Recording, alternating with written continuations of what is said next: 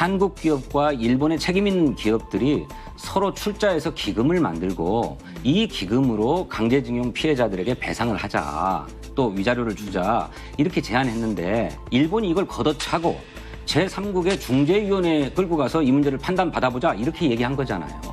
그러니까 우리 정부가 대법원의 판결을 그냥 두고만 본 게 아니고 이 대법원의 판결을 존중하면서도 일본과 한국이 이 책임을 어떻게 나눠지으면서 강제징용자, 우리 국민 피해자들에게 어떻게 배상할 거냐 하는 문제를 고민해왔고 그 대안을 일본에 제안했던 겁니다. 그런데 일본이 이걸 걷어찬 거잖아요. 자, 2018년 10월에 대법원 판결문을 보면은요, 배상이라는 것은 잘못된 것에 대해서 갚아나가는 거잖아요. 근데 대법원 판결에 그 잘못됐다는 거 아니에요. 그래놓고 배상금이라고 하지 않고 위로금이라는 표현을 씁니다. 그리고 지금 일본은 소위 1965년에 한일 간의 국교 정상화, 그 협정으로 청구권이 소멸됐다고 하잖아요. 이 부분에 대해서 우리 과거의 정부들을 보면 고민이 있었어요. 심지어는 노무현 정부 때 위원회를 만들어서 그 위원장이 이해찬 현 민주당 대표, 그리고 정부 측 위원이 문재인 민정수석이었어요. 근데 그때도 이미 소멸됐다라는 게 우리 정부, 노무현 정부의 입장이었었어요. 공식 입장이었죠. 그랬습니다. 그랬는데 이게 2013년 고등법원에서 바뀌는 거예요, 사실은. 이걸 파기하면서 피해자에게 1억 원씩 배상을 하라, 이렇게 판결이 났어요. 이때부터 이제 그 박근혜 정부의 고민이 시작되는 거죠. 소위 그 뭡니까? 사법농단? 네. 이 사법농단이라는 것도 정부와 정부 간에 1965년에 이 조약을 대한민국 사법부에서 이걸 뒤집었단 말이에요.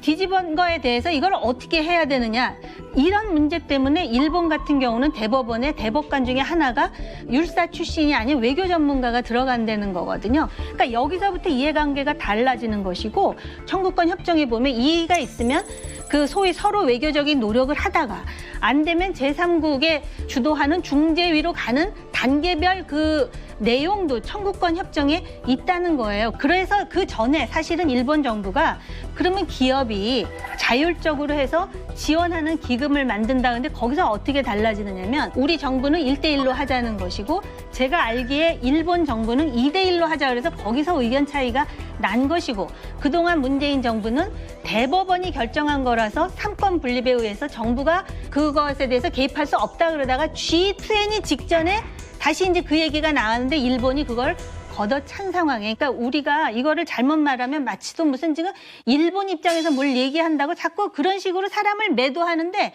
다 같은 대한민국 국민이에요. 근데 이걸 해결하려면 제3국 얘기 나오잖아요. 한국 입장, 일본 입장 있죠. 국제 여론이라는 게 있어요. 그러려면 우리가 저 일본이라는 나라한테 빌미를 안 잡히려면 어떤 식으로 전략을 가져가야 되냐, 이거에 머리를 써야 돼요. 의원님, 저는 의원님께서 일본 편을 들고 있다는 생각이 막 들어요. 1965년 한일 청구권 협정이 불완전한 협정이고 우리 입장에서는 매우 불만족스러운 협정이라고 하는 것은 주지의 사실입니다.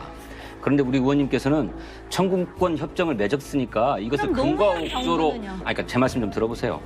금과 옥조로 섬기는 듯한 말씀을 하고 계셔서 대단히 유감스러운데요. 일본 편을 드는 게 아니에요. 누가 일본 편을 들겠어요. 문제는 그 이후에 우리 정부의 대응은 그것을 외교적으로 해결하는 노력은 그건 행정권의 영역에 속하는 거예요. 어느 나라든 마찬가지예요. 그러면 자, 미국에서 법원에서 만약에 우리 그 한국에서 뭐 덤핑하면 제소도 하고 다 하잖아요. 그러나 그것은 국제적인 협상이나 룰에 따라서 또다시 외교적인 그 역량을 갖고 해결해야 되는 것이기 때문에 그렇습니다. 그런 부분에서 우리가 조금 소홀한 측면이 있었다 하는 얘기를 이제 하는 것이고, 편을 들자는 건 절대 아니다는 거예요. 이겁니다. 지금 대한민국 사법부에서 판결을 내렸어요. 우리는 대한민국 삼권이 분립이 되기 때문에 우리가 함부로 사법부의 판단이 이루어질 수 없습니다. 그건 확정된 거예요. 이미 대법원 판결이기 때문에. 그렇죠. 인정해야 되는 거고, 개인, 국가 간에 어떻게 됐든 간에 한 개인과 기업 사이에 배상의 책임은 지금 남아있다라는 것이고요. 그걸 일본에서도 양심적인 변호사들은 그렇게 그래요. 얘기를 하고 있어요. 우리 말이 맞습니다, 그게. 그리고 또 하나는 뭐냐면, 그럼에도 불구하고 그럼 행정권은 오케이. 그렇게 말씀하시는 거 외교 협상을 아닙니까? 해야지. 그러니까 외교 협상을 해야 된다. 그게 안 되니까 사법농단을 일으킨 거예요.